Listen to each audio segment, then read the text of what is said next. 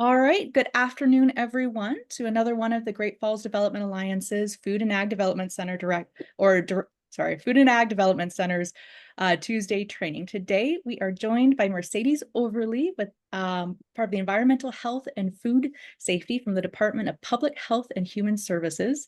Sadie is a master of so many different hats, including wholesale food, body art, our farmers markets, cottage food, and chronic wasting disease. But she's here today to talk to us about food labeling. We're going to be focusing more on the regulatory aspects of food labeling for the state of Montana. If you guys are interested in more of a marketing perspective or the branding that goes into food labeling, please let me know and I can try and work to get a training out for more of that perspective. For those who don't know, I'm part of the Food and Ag Development Center network. We're 11 centers throughout the state of Montana dedicated to helping businesses like yours get the access to the resources, training opportunities, technical assistance, and funding opportunities you need to basically thrive and grow. And hopefully get your products on both Montana shelves and national shelves if that's your goal. If you have any questions about how to contact your local FADC, please reach out to myself and I'll be happy to connect you to the right person. Other than that, we'll have a section for questions at the end. Or please feel free to put your questions in the chat and I'd be happy to ask those on behalf of everyone. So without further ado, I'm going to pass this over to Sadie for her presentation. Sadie, thank you so much for joining us today. Yeah, thank you, Anna.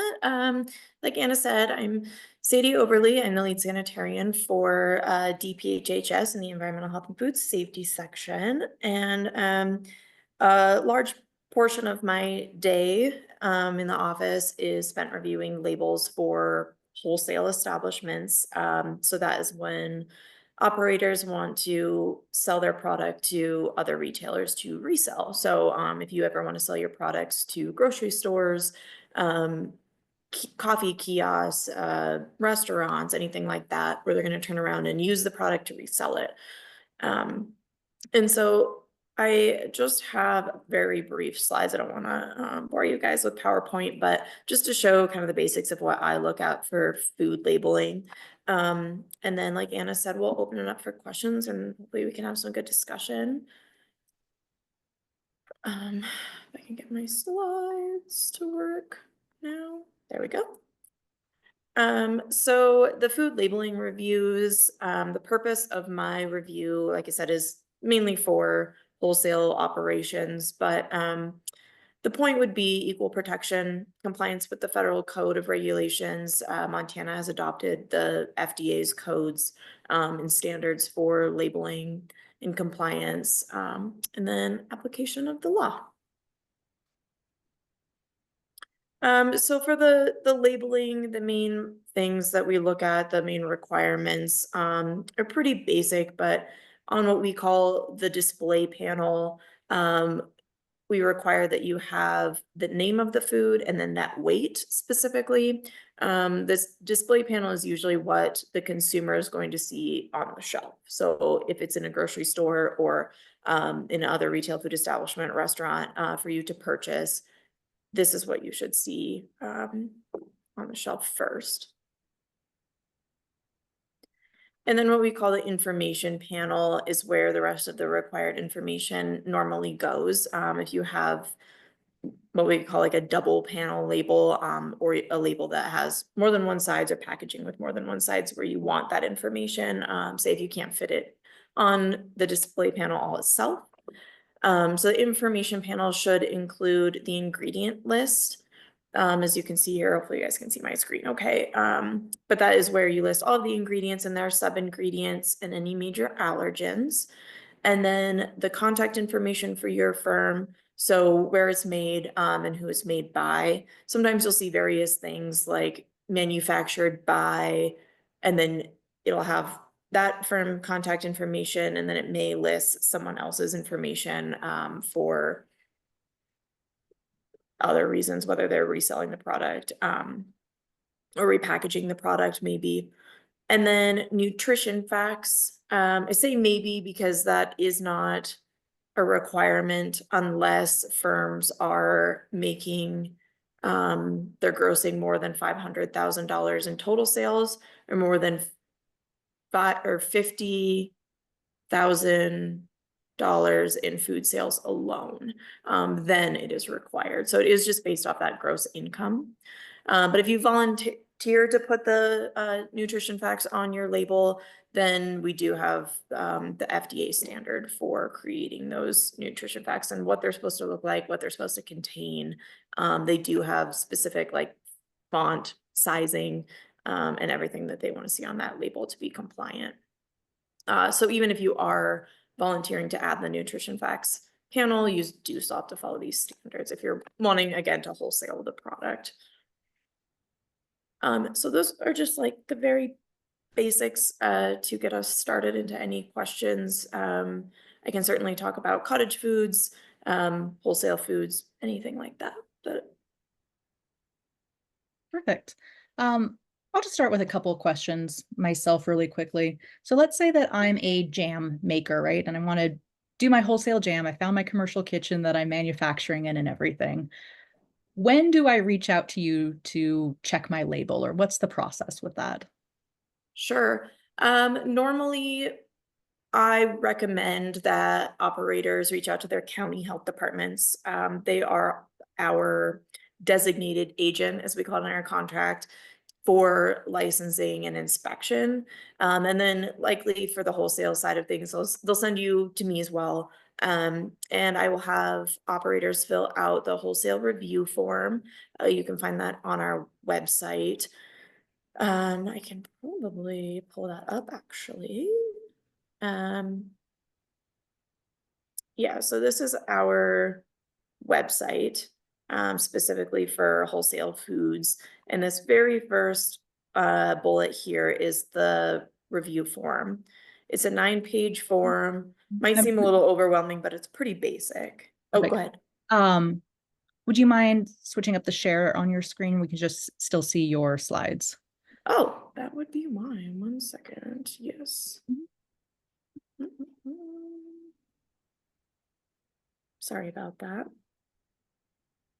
Okay, can you see this now? Yes, perfect. Thank you so much. Okay, great. So yes, sorry, this is our the DPHHS Environmental Health and Food Safety website, specifically the wholesale page. And this very first bullet is the wholesale review form, or we call it the food processing and labeling review form. It's a 9-page form. 9 pages seems like a lot, but it is pretty much your basic information, your firm information, the ingredients you're using, type of product, and your processing. So those would be the first steps. You want to complete that, you can email that back to me, or there's an email at on the very first page at the very top that you can email it to. And if you submit that along with labels, I will begin the review. And it's usually pretty fast. By law, I'm given 30 days to respond to operators, but it usually only takes me a few days to maybe a week to respond for that initial review. And I review those labels, the information that's in here. So basically the recipes. Then we kind of go from there depending on the product. Excellent. And about how many times do people go through a label review with you? Like, do you often bounce it back with like changes that you'd recommend, or? Yeah, it's pretty rare that I approve without having some exchange, usually via email or phone call, just maybe some clarifying questions even. Um, but yeah, I would say that it rarely, even with the back and forth, takes more than a month to go from that initial submission to approval. And then I write up my approval and I'll send it to the operator and their county sanitarian. And then if you're working with your sanitarian at the same time, great. If not, if the sanitarian's waiting for my approval, then you can do your pre-opening inspection if needed, if it's required by the county. Perfect. So that's just really good to know for entrepreneurs. It's going to take about a month to get this label approved on average. So just as they're planning everything else out. Perfect. All right. Beth Schmidt had a question about, so this is more on the wholesale side, but what about cottage foods? What's the labeling requirement for that? Yeah, so cottage foods are actually very similar for labeling. I believe I have example here too. Here's a cottage food example. If you guys can see my screen, okay. Very similar requirements to wholesale. We did that on purpose to easier lead operators into wholesaling from cottage food if they decide to take that next step into a commercial kitchen wanting to wholesale their products. We would have them, of course, remove the made in a home kitchen that is not subject to retail food establishments. But anyway, when you're wanting just cottage food, it would be what the product is. So here on the screen, if you guys can see this okay, it says chocolate chip cookies, and then your ingredients with all the sub ingredients, any major allergens that may be contained there, your contact information, and then the net weight. So aside from the nutrition facts panel, it's very similar to the Girl Scout cookie example I gave. Nice. And then we have Megan Wilson from Pine and Palm Kitchen. She says, "Hi, Sadie. Thank you for all your help in the past. We now have stores wanting to carry our vanilla projects." Congratulations, Megan. And she needs help figuring out the best buy date and how to set up those barcodes on the labels. Do you have any suggestions on that? Best by date, depends on your product, like exactly what it is. I, as far as wanting to figure out what those dates would be, I could certainly help you look up some food requirements based off like the food code. There's also process authorities out there if you needed like a shelf life study done, but yeah, I can certainly help with that if needed. Every product is a little different. You know, obviously if the products are perishable or require refrigeration, those best by dates or sell by dates are going to change or be a little bit more narrow. And Megan followed up with, since it's a vanilla product, most have alcohol, so the shelf life is pretty long. So Yeah. Yeah, I don't know that we would even have a requirement for that product if we need a Best Buy date. But like I said, I can certainly look into that if you want to reach out to me. perfect. And then we'll put your contact information in the chat as well and include that in a follow-up email today. All right. Another question from me, oh, perfect, excellent. And then from Jessica Seifert, what is the guidance for farmers markets to ensure food vendors are following guidelines? Is it vary from county to county or market to market? Requirements are different? Yes, they could be different depending on the farmer's market.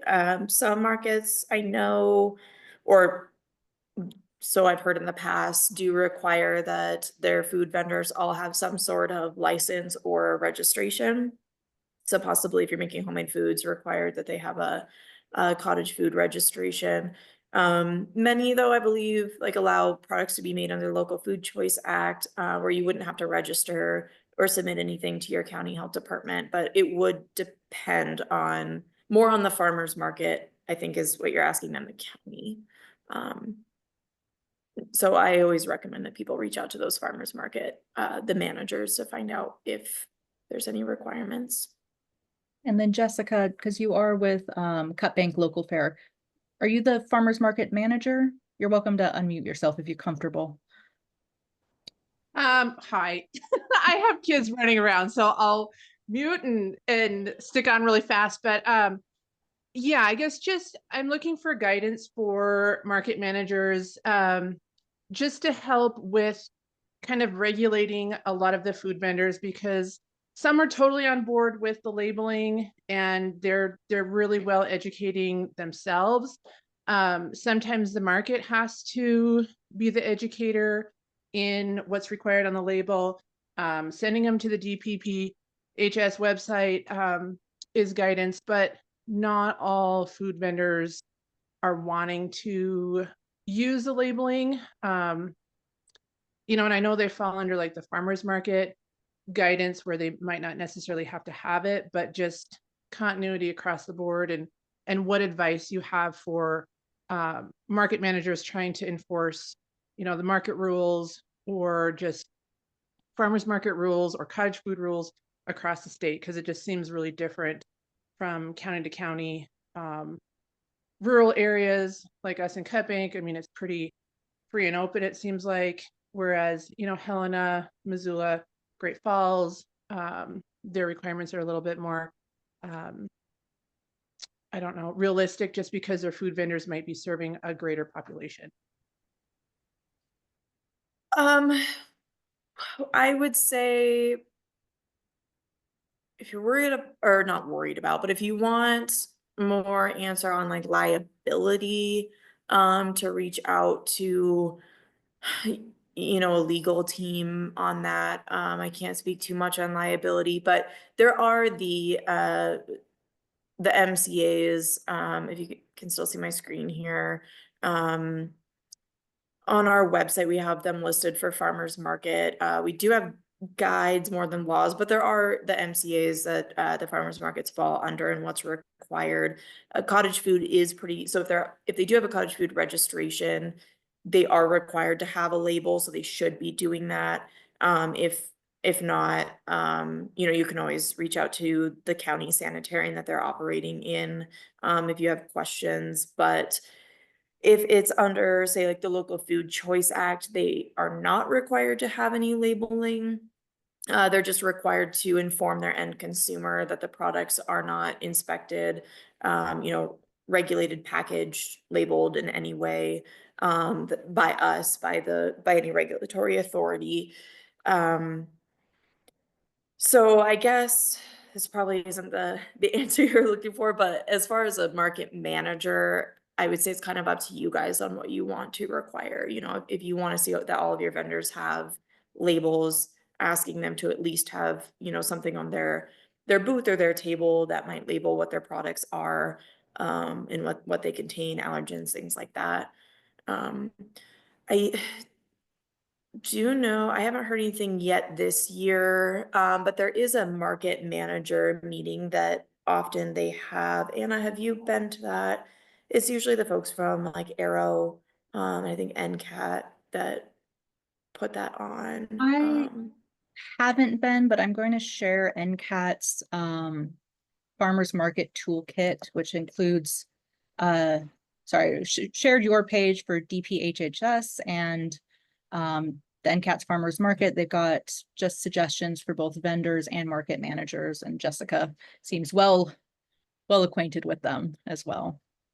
Yeah. Yeah, I have attended, they usually invite our office, and so I've attended that farmers market manager conference or meeting that they do in the past few years. I didn't last year, but yeah, lots of market managers and lots of really good information there. Some good networking too. I hope that helps, Jessica. I don't know if I could quite answer all of your questions, but. All right, and I've included links in the chat for the wholesale food establishments, which was the first page Sadie was referencing, the farmers market and cottage food, and then also, again, that farmers market vendor's guide or toolkit. Let's see, any other questions for people? Excellent. Well, like we said, this is going to be recorded. We really appreciate everybody having a chance to join us today. A recording will be sent out, and then Megan did ask a source for the barcode setup. Megan, are you wanting like if you're looking for a website, for example, to help generate that barcode, is that kind of what you're thinking? Yeah, there's so many out there and most of them are paid. And so I don't know if y'all recommend a place that we can go, because all these, grocery stores I've got to supply a barcode on my label now. And so I'm just looking for kind of a best practices where I'm not going to get ripped off setting these things up. I don't have a list of like companies per se that we recommend. We kind of steer away from recommending like specific companies for things, but I can certainly, let me make note of this. And I have a couple of people that have developed these. I could certainly reach out and see what kind of resources they have Okay. too. That'd be amazing. Thank you. And I know so I have much. your email and everything Yeah. from before from working with you, so I can know. look into that, and I'm happy to help try to steer you in that direction. Yeah, okay. I made note of that, Megan, and I will try to get back to you soon. And I can share that if we find anything that's helpful with Anna too, who could I can maybe, make sure that gets out to our full list. yeah. Just so people know, we will have a Tuesday training with the Montana Manufacturing Extension Center on the 22nd, so in a couple weeks. They might be another great source for answering some of these questions, recommending some more of that kind of supply chain, getting everything manufactured. Perfect. Thank you, Lisa. I'll make sure that it seems like a good one to look into. Maybe we'll get somebody to do a training on that, or on barcodes and best by dates and nutritional labeling. All right, excellent. I want to thank everyone, so we can end the recording here. And yeah, thank you all so much for joining. Again, this will be on YouTube, but if you have additional questions, Sadie is always here to help. That would be fantastic. Thank you so much.